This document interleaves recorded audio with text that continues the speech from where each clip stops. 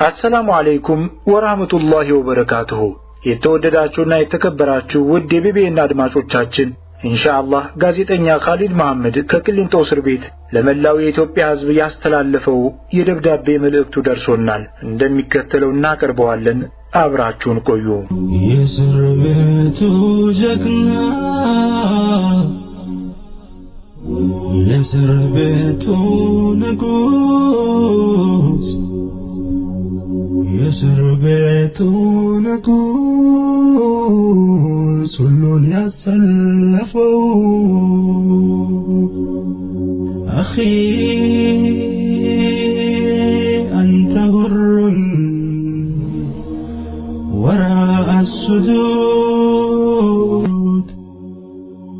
إذا كنت بالله مستعصما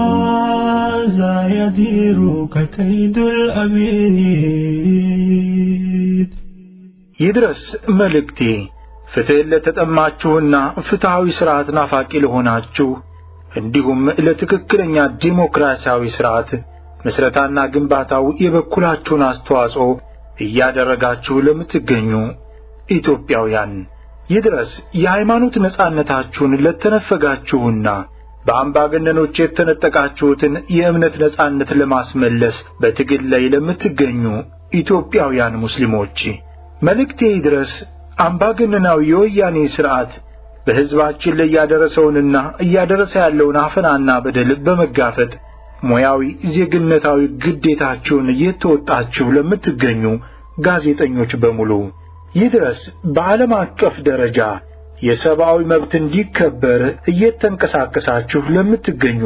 ተቋማቶች በሙሉ ይድረስ የህዝቡን ድምጽ በአደባባይ በማስተጋባት የአምባገነኖች ግፍ ሳይበግራችሁ የህዝባችሁን በደል ከአድማስ አድማስ ለምታሰሙ በሀገር ውስጥና በውጭ ሀገር ለምትገኙ የሚዲያ ተቋማቶች ይድረስ እኔን በአካል ሳታውቁኝና በአይናችሁ ሳታዩኝ እንደዚሁም የሥጋ ዝምድና ሳይኖርን የኔንና የቤተሰቦቼን ችግር እንደራሳችሁ ችግር በመመልከት የአላህን ውዴታ ብቻ ፈልጋችሁ ከጎናችን ለቆማችሁ ኢትዮጵያውያን ሙስሊሞች በሙሉም ይድረስ ሁሌም ለምወዳችሁና ለማከብራችሁ ስቃዬን ስቃያችሁ እንግልቴን እንግልታችሁ ጭንቀቴን ጭንቀታችሁ ላደረጋችሁ ውድ እህቶቼ ወንድሞቼ አያቴ እንዲሁም ዘመድ ወዳጆቼ ይድረስ የትዳርን ጣዕም በወጉ ሳታጣጥሚው በጨካኞች የባለቤትሽን ጠረን ለተነፈግሽውና ጨቅላ ልጃችንን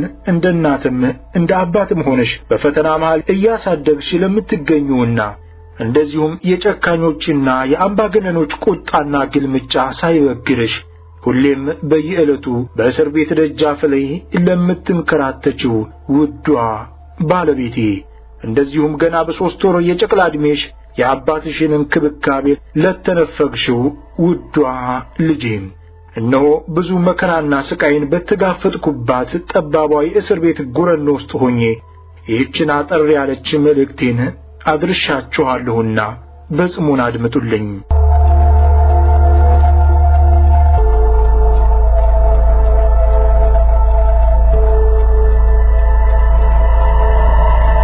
በቅድሚያ ከማንም ከምንም በላይ ለዓለማቱ ጌታ ለአላህ Subhanahu Wa Ta'ala ምስጋናና ጥራት ይገባው። በመቀጠልም ለእናንተ በያላችሁበት የላቀ ክብርና ውዴታ ምስጋናዬ ይድረሳችሁ። እነሆ አምባገነኑ የወያኔ ስርዓት በሀገራችንና በሕዝባችን ላይ እየፈጸመ ያለውን ጭቆናና በደል አስመልክቶ ሐሳብን በነጻነት የመግለጽ መብቴን በመጠቀም የብዙሃን መገናኛ በሆነው ሚዲያ አማካኝነት ሐሳቤን በመግለጼና ይፋ በማድረጌ ብቻ ያለምንም ወንጀልና ጥፋት እንዲሁም ያለምንም ፍርድ ላለፉት 2 ተከታታይ ዓመታት ለእስር ተዳርጌያለሁ። ይባስ ብሎም ያለፈው እስርና እንግልት አልበቃ ብሎ በህወሓት ደህንነቶች ስር በሚገኙትና ለይስሙላ በፍርድ ቤት ችሎት ላይ በተሰየሙት አሻንጉሊት ዳኞች በተገመደለው ፍርዳቸው እነሆ ለተጨማሪ እስርና እንግልት እንድዳረግ የግፍ ውሳኔ ተላልፎብኛል። ከአዲስ አበባ ዩኒቨርሲቲ የጋዜጠኝነት ትምህርቴን ተከታትዬ በዲግሪ መርሃ ግብር ተመርቄ ከወጣሁ በኋላ ሀገሬና ሕዝቤ ጣለብኝን አደራ በቅንነትና በታማኝነት አላህ ያገራልኝን ያክል በመከወን ኃላፊነቴን ተወጥቻለሁ። በዚህ ጊዜ ታዲያ በመጀመሪያ ደረጃ ለህሊናዬ በመቀጠልም ለሙያዬ የገባሁትን ቃል ኪዳን በማክበር እውነተኛና የተጣራ እንዲሁም ሚዛናዊ የሆነ መረጃን ለሕዝቡ በማድረስ ግዴታዬን ለመወጣት ጥረት አድርጌያለሁ።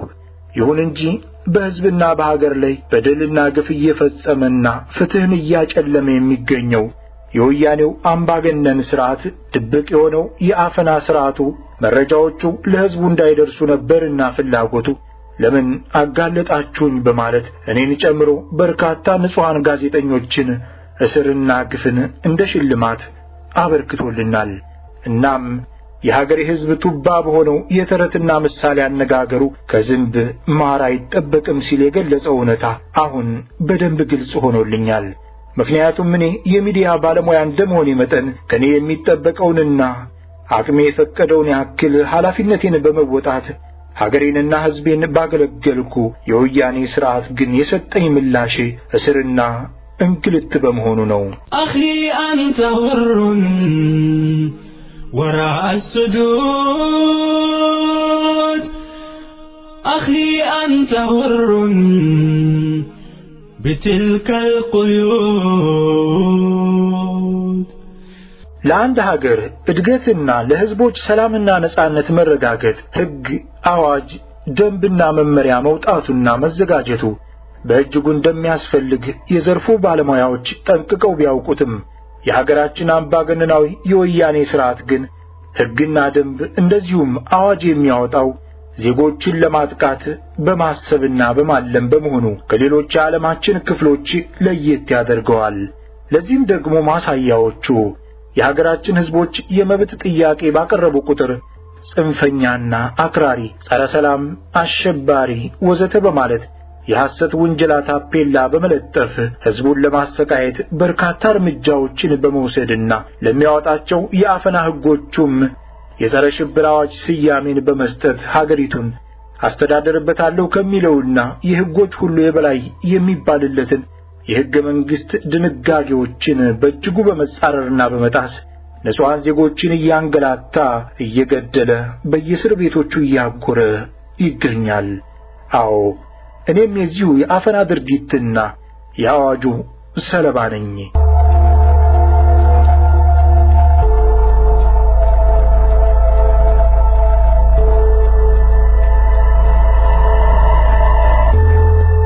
እኛ ኢትዮጵያውያን ሙስሊሞች ከ2004 ጀምሮ ግልጽና የማያሻሙ የሆኑ 3 አበይት ሕገ መንግሥታዊ የመብት ጥያቄዎችን በማንሳት ለመንግሥት ማቅረባችን ይታወሳል።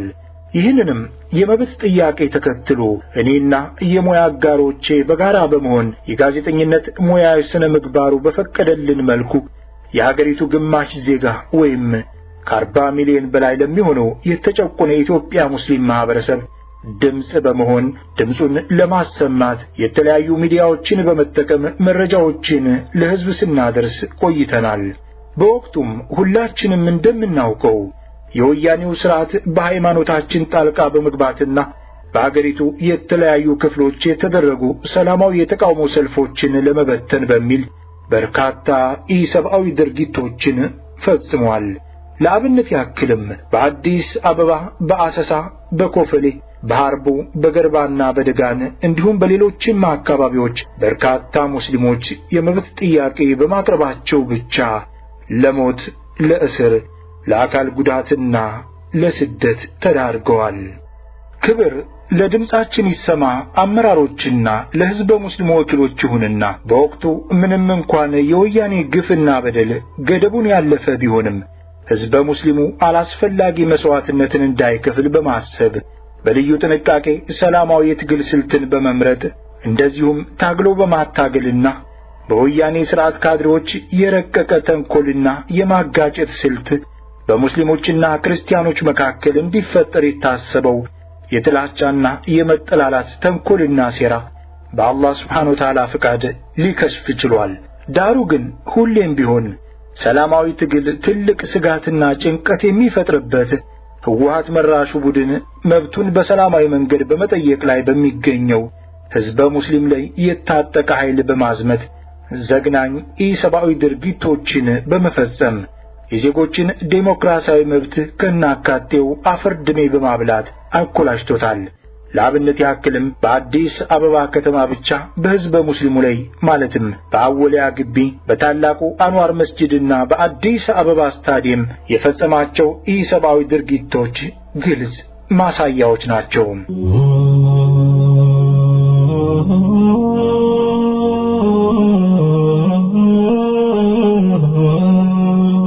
እኔና ባልደረቦችም ይህንኑ በህዝበ ሙስሊሙ ላይ የተፈጸመውን ኢሰብአዊ ድርጊት በዓለም አቀፍ ደረጃ ይፋ እንዲሆን አድርገናል። በመሆኑም ማናለብኝ ያለው ሥርዓት እኔና ባልደረባዬ ዳርሰማ ሶሪን ለምን ዘገባ ሰራችሁ በሚል በአዲስ አበባ ፖሊስ ኮሚሽን አማካኝነት በ2005 መጨረሻ ላይ ለእስር ዳርጎን ነበር።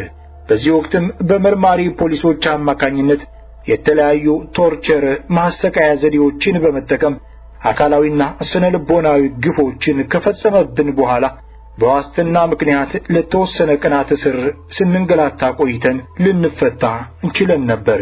ከእስር ከተፈታን በኋላም የደህንነቶች ክትትልና ዛቻ እጅግ ከፍተኛና አስቸጋሪ በመሆኑ እንደ ልብ በነጻነት መስራት ባለመቻሉ የተለያዩ የብዕር ስሞችን በመጠቀም በወያኔ እየተፈጸመ ያለውን ከፍተኛ በደልና ግፍ በማጋለጥ ጥረትና እንቅስቃሴ አድርገናል። ይህ በእንዲህ እንዳለም የሚፈጽመውን ግፍና በደል አጠናክሮ የቀጠለው የወያኔው ሥርዓት በደህንነቶች አማካኝነት የሚያደርገውን ዛቻ እንዲሁም ማስፈራሪያ ወደ አፈና ተግባር አሸጋገረና ቀደም ሲል የተፈጸመብኝ የድብደባና የቶርቸር ቁስል ሳያገግም ዳግም በየካቲት ወር 2007 እኔና የሞያ ባልደረባዬን በማፈንና በመያዝ በሀገሪቱ በዘግናኝነቱ ወደሚነገርለት የማዕከላዊ ወንጀል ምርመራ በማስገባት ለእስር ዳረጉን። በዚያ የጭካኔ ተግባር መፈጸሚያ ቦታ ላይም እኔና ዳርሰማ ሶሪን ጨምሮ ሌሎችም 18 ያክል ከጅማና ከአዲስ አበባ ከተሞች በግፍ የተያዙ ወጣት ሙስሊሞችን ከ5 ወራቶች በላይ ከፍተኛ ግፍና በደል ሲፈጸምብን ቆይቷል። በዚሁ ከ5 ወር በላይ የስቃይና የምርመራ ቆይታ ጊዜም ከግንቦት 7ና ከኦነግ ከፍተኛ አመራሮች ጋር ግንኙነት ታደርጋላችሁ በሚልና እኔና ዳርሰማ ሶሪን በተጨማሪነት በህገወጥ ሚዲያዎች ላይ ዘገባ ሰርታችኋል በሚል የሐሰት ውንጀላ እውነቱን ተናገሩ በሚል የሰው ልጅ ሊሸከመው የሚከብደውን ዘግናኝ ግፍ ፈጽሞብናል። በዚሁ የስቃይ ማዕከል ውስጥም እኔን ከሌሎች እስረኞች በመለየት ለተከታታይ 2 ወራት ያክል በዚያው ውስጥ በተለምዶ አጠራሩ ሳይቤሪያ በሚባለው ቀዝቃዛ ቦታ ውስጥ በ8 ቁጥር ጨለማ ክፍል ውስጥ እንድታሰር ተደርጌያለሁ። በዚህ ጊዜም በዚያ አጥንትን በሚሰብረው ቅዝቃዜ ውስጥ ለ2 ወራት ያክል በጨለማ ክፍል ውስጥ ስታሰር ከ24 ሰዓታት ውስጥ ለ10 ደቂቃ ብቻ ነበር ከክፍሉ ወጥቼ የፀሐይ ብርሃን የማገኘው። ከዛ ውጭ ግን ቀኑና ሌሊቱ እስኪደባለቅብኝ ድረስ በጨለማና በቀዝቃዛ ቦታ ተከርችሞብኝ እንድቀመጥ ተደርጌያለሁ። ከዚያ የተረፈውን ከ3 ወር በላይ የሚሆን ጊዜ ደግሞ ከሌሎች እስረኞች ጋር በመሆን በሌሎች የጨለማ መታሰሪያ ክፍሎች ውስጥ አሳልፌያለሁ።